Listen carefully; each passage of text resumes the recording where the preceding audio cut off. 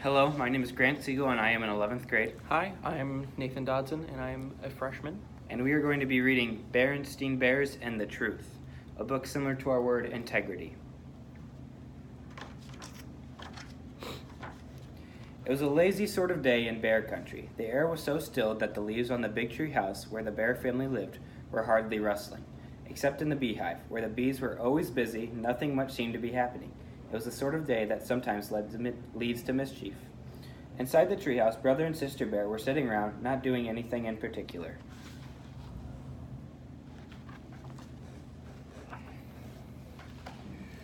Brother was holding his soccer ball. He'd become interested in soccer and had been outside practicing free kicks. Sister was relaxing in an easy chair, thinking about what to do next. Neither Papa or Mama Bear was around. Papa was in his shop working on some furniture, and Mama was out shopping.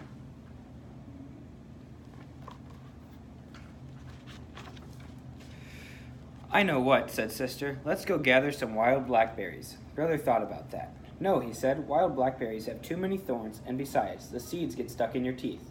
Well then, said Sister, let's go out and twist each other up on the swing and see who gets the dizziest. Brother thought about that. No, he said, that's silly, and besides, we did that yesterday. Sister became irritated and impatient with her brother.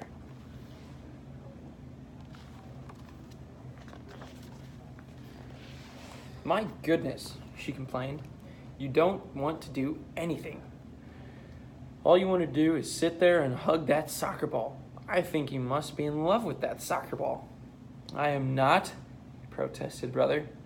But I'll tell you something. I bet I can dribble this ball past you. Brother was pretty good was a pretty good soccer player and a very good dribbler.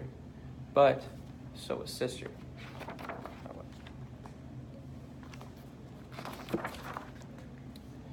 The only one who saw what happened next, besides the cubs, was a mockingbird, who was perched on a twig outside an open window.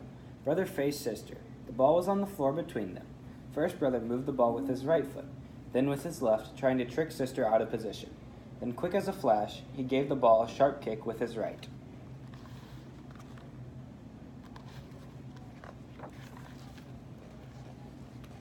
It almost worked, but Sister was fast too. She reached out with her knee and blocked the ball. It bounced against the bookshelf, against a chair, against a footstool, and into Mama's favorite lamp, which fell onto the floor with a crash.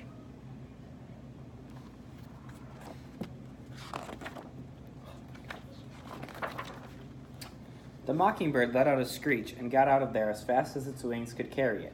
As it flew away, it saw Mama Bear returning from the marketplace.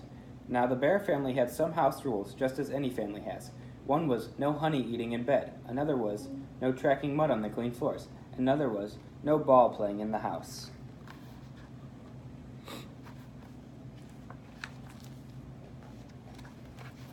What to do? Brother looked at Sister. Sister looked at Brother.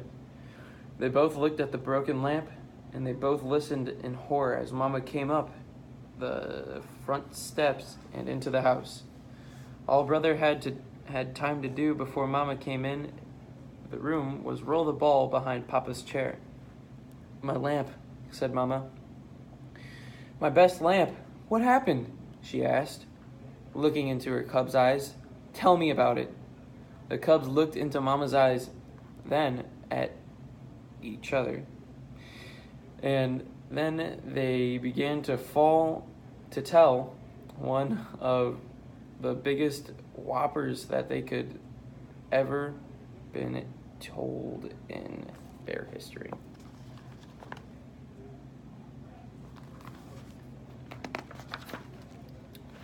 It was a bird, began Brother. Yes, added Sister, a big purple bird with yellow feet. And green wingtips, added Brother, and funny-looking red feathers sticking out its head, said Sister as a finishing touch. As most lies do, the purple bird whopper got bigger and bigger and bigger.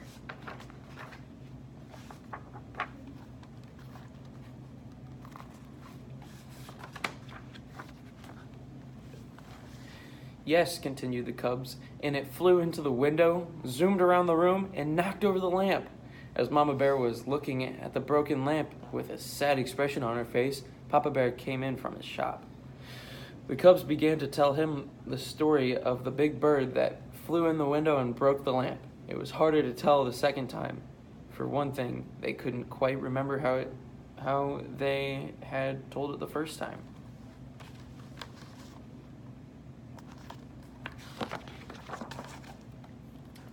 You've got me confused, said Papa. Was it a purple bird with green wing tips and yellow feet, or a yellow bird with purple wing tips and green feet?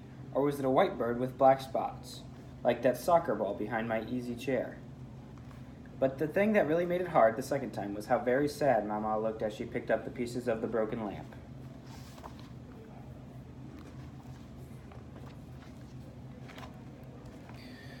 Mama, we're really sorry about the lamp, said Brother. Oh, yes, said Sister, picking up the last piece and putting it in the dustpan. Oh, said Mama, I'm not worried about the lamp. We can always get another lamp, or we could glue this one back together. What I'm sad about is the thought that maybe, just maybe, my cubs, whom I've always trusted, aren't telling me the truth. And trust is something is not something you can put back together. But both cubs started to talk at once. It was the bird, said Sister. It was the soccer ball. And it was all my fault, shouted Brother.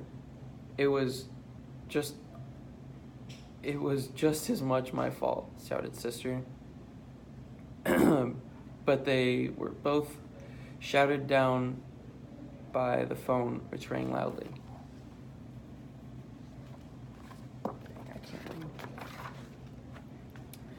It was Grizzly Gran inviting the bear family for a Sunday visit.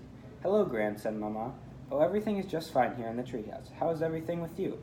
But Mama, protested Sister after Mama hung up the phone. You told Gran that everything is fine here, and that isn't really the truth.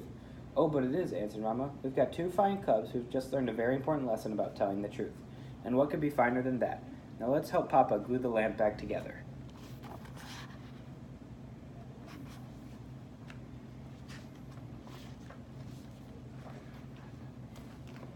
Nobody really expected the cubs to be perfect. And from time to time, Brother and Sister Bear did forget the rules. Brother ate honey in bed a couple times.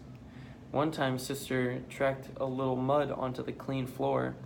And once or twice, Brother and Sister started to play ball in the house before they remembered not to.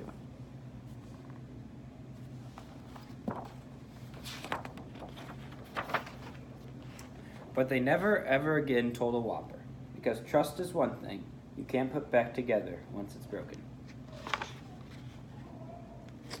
Thank you for listening to us read, and I hope you learned an important lesson about integrity.